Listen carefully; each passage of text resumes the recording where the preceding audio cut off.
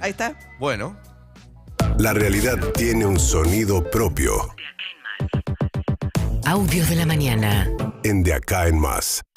Bien, Alejandro Werner, quien fuera el director del Departamento Occidental, es decir, los que se encargan de América Latina en el Fondo Monetario, que fue el que concedió el crédito en su momento a el gobierno de Macri, se cruzó con Cristina Kirchner, porque Cristina Kirchner, bueno, dijo que fue un crédito político y además dijo que Argentina debería pagar solamente si tiene superávit fiscal. ¿Qué le contestó Werner?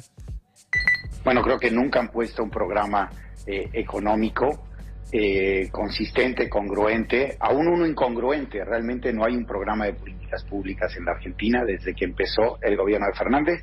El programa con el fondo, digamos, es un programita macroeconómico que además el presidente Fernández no lo asume como suyo.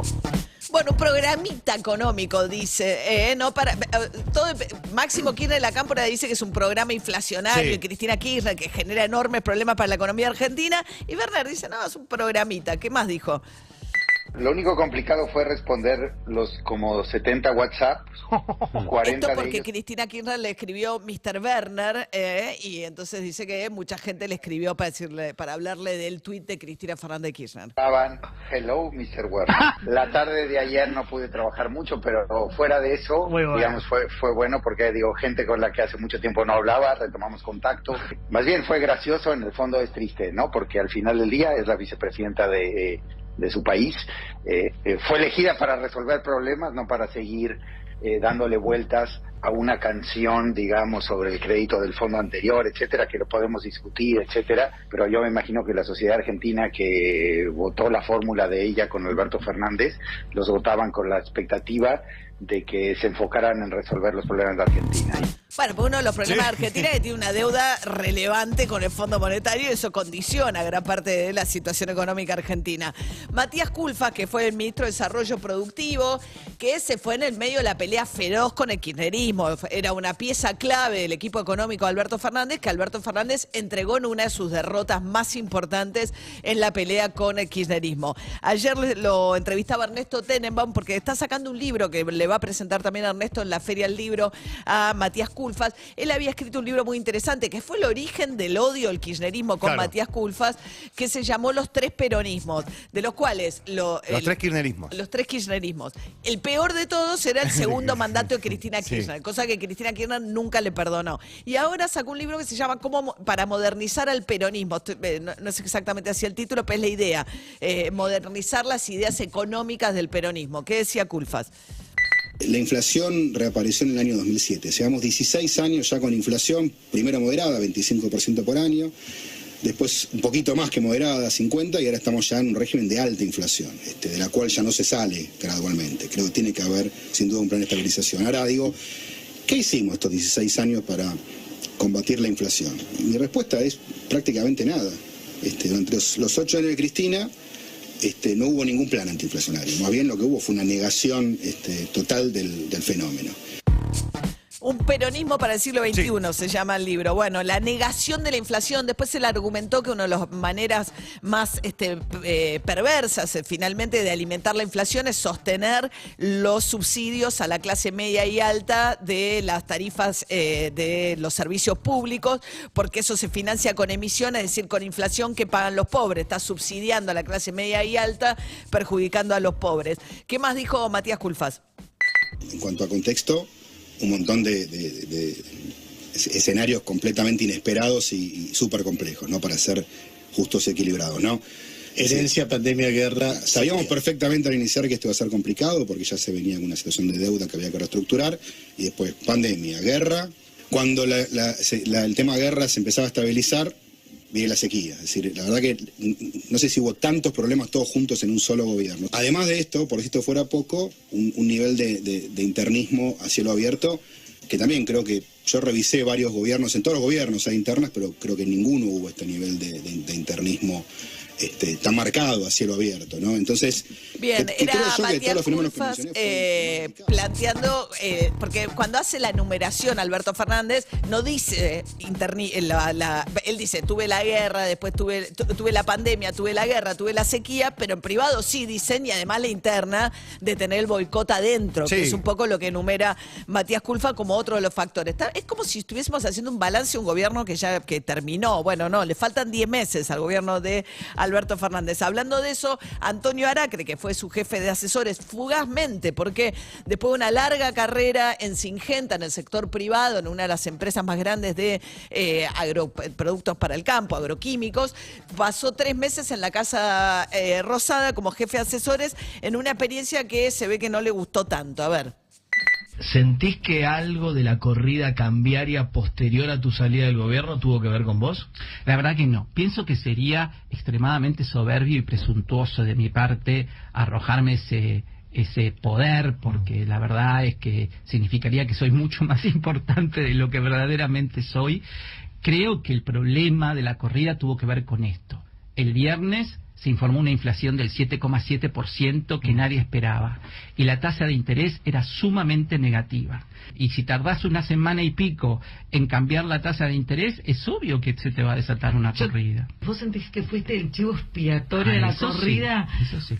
Ahí están con Nacho Girón y Virginia Porcela, este diálogo con Aracre, que él plantea, su salida fue justo en el pico de la última corrida cambiaria. Él dice, la culpa es de Massa, que no subió la tasa de interés a tiempo, la tiene que subir Pese en todo caso, pero dice, él dice que lo usaron a él, porque él había tenido una reunión con Alberto Fernández, en la que él después confirma que le había dicho, yo creo que está un poco atrasado el tipo de cambio del dólar oficial. Entonces empezó a circular que lo que estaban evaluando era una devaluación, que podía sacarlo a Massa y ponerlo a Aracre. Era un almuerzo que tuvieron a solas, en la cual Aracre le lleva una carpeta las cosas que él cree que hay que hacer en el gobierno. Eso disparó además la furia de Massa y así termina saliendo Aracre del gobierno. A ver, ¿qué más dijo? Bueno, si hay un plan de Sergio Massa, yo no lo conocía o no lo conozco. Si ustedes lo conocen, me gustará saber en qué consiste. Yo tampoco le llevé un plan al presidente, pero sí le dije, mira, hay cosas para hacer. Y él me dice, ¿por qué no me escribís algo y me contás en ese paper cuáles son las cosas que se pueden hacer? O sea que ese paper existió. Existió, de hecho circuló después. Hubo gente que evidentemente lo hizo filtrar, editado y modificado, pero sí, claro, existió. Y a raíz de ese paper que le mandé al presidente nos juntamos el lunes a instancia de él, que me dijo, venite a almorzar y charla.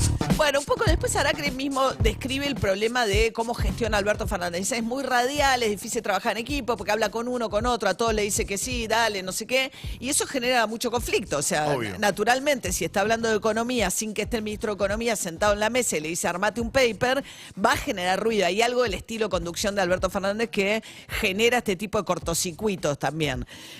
Bien, mientras tanto, hay un ruido en la CGT, porque, bueno, decíamos, ¿no? El acto del 1 de mayo fue a puertas cerradas, un 2 de mayo, sin que estuvieran todo el ala más kirchnerista de que integra la CGT, ni Pablo Moyano, ni Furlan de la UOM, pero hay una discusión grande respecto a cómo pararse electoralmente frente a las próximas elecciones. Fíjate el secretario adjunto de SMATA, Mario Manrique, hablando sobre Andrés Rodríguez, el de UPCN. Sí, un dirigente, Andrés Rodríguez. Plantea de que van a vender el edificio a la CGT porque se arreglaron con la reta que van a poner otro edificio y nadie dice nada. Estás entregando la historia a la CGT, ¿cómo es? Ahí ya te das cuenta que para los compañeros esto, la CGT es un sello que les sirve para atraccionar política. Esto es el edificio, estaba buscando, de la calle Azopardo, ¿no? De la CGT, el tradicional, que es divino. Tiene mucha historia, ¿no? La Central Obrera. Ahí, imagínense que hasta ahí terminó viviendo Saúl Ubaldini. ¿Ahí no estaba exhibido el cuerpo de Evita? Ahí estuvo exhibido el cuerpo de Evita. De ahí lo roban cuando cae la llamada Revolución Libertadora del 55 y que estaba el cuerpo embalsamado y era exhibido en esa sede durante, digamos, Evita también muere en el 52 hasta el 55 que cae Perón, ¿no? Que lo derrocan. Y en la terraza de ese edificio, está justo atrás de la Facultad de Ingeniería de la Universidad de Buenos Aires, estuvo viviendo hasta que falleció Saúl Ubaldini. Tiene un departamento que se lo dio la CGT para que viva porque estaba en la pobreza. Ah, ¿sí? Y claro. Mirá, a Sopardo al 800, en San Telmo, donado por la Fundación Eva Perón, ese edificio. Bien, mientras tanto, le decía, estuvieron con Horacio Rodríguez Larreta. Larreta dijo que no cree que haya que tocar las paritarias, pero sí habla en contra de las cuestiones de la justicia laboral, que según él hay una industria del juicio.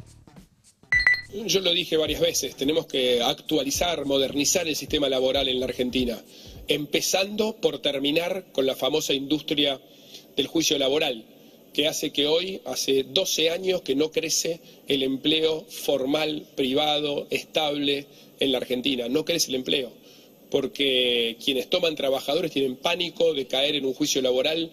Una pyme de 10 trabajadores, un juicio laboral, les voltea la pyme y se quedan las 10 personas sin trabajo. Eso pasa en la Argentina de hoy. Por eso, lo primero que tenemos que hacer es terminar con la industria del juicio, cambiar lo que se llama la ley de multas, que es lo que genera la industria del juicio. Para mí va por ahí. Para mí va por ahí, dice, 12 años que no crece el empleo, le mete a Macri, ¿no? Esos 12 años entra Macri, que no crece el empleo laboral privado. Sí, hay que tener cuidado con eso de las leyes laborales, porque cuando uno ve el empleo en la Argentina, subió y bajó el empleo con las mismas leyes laborales, con lo cual las leyes en sí mismas no implican que te va a subir el empleo o que te va a bajar el empleo. No, tiene mucho más que ver con los ciclos de expansión económica. Claro. Lo que pasa que sí es cierto que lo que te está creciendo es el empleo informal y de baja calidad mucho más, digamos. De Macri en adelante se profundizó mucho esa tendencia de que crece el cuentapropismo, el laburador independiente y cada vez menos los laburos con toda la protección legal, ¿no? Mientras tanto, Mirta Legrand, le colocaron el marcapaso que dijo al salir de su operación. Tratamiento maravilloso, me han tratado. ¿Qué planes tiene ahora en más? ¿Qué va a hacer ahora? Ahora voy a descansar unos días. Mirta, ahora es reposo, ¿cómo siguen los próximos días? Un reposo, me vienen a ver a casa los médicos. Está un poco Todo bien, resfriado. chicos, un éxito. Un éxito, todo bien. Bueno, volvió Real también, o volverá, no sé si vuelve. Posteó desde la clínica, agradeció mucho a toda la gente que está preocupada, mandó un beso acá a la Argentina y dijo que va a volver, pero en algún momento todavía no, falta un ratito. Para poder todavía enmarcarlo. lo tienen que estabilizar bien. Dijo su nuevo cumpleaños. Me acuerdo, me gusta dijo, también. voy a venir más seguido a Colombia porque voy a tener que festejar mi nuevo cumpleaños. Me parece que por la novia. Por también. la novia. No, pero claro, y mucha gente sufre un infarto, zafa muy al filo, decide. Bueno, de hecho, lo que dijo, le preguntaron al médico, el médico dijo que eso lo va a contar él, pero que él estuvo muerto. Un par de minutos muerto y que lo pudieron reavivar. El médico de él dijo, yo de eso no voy a hablar, eso lo va a contar él. Claro. Pero sí. Mira, 7:14 de la mañana. Esto es Kiss.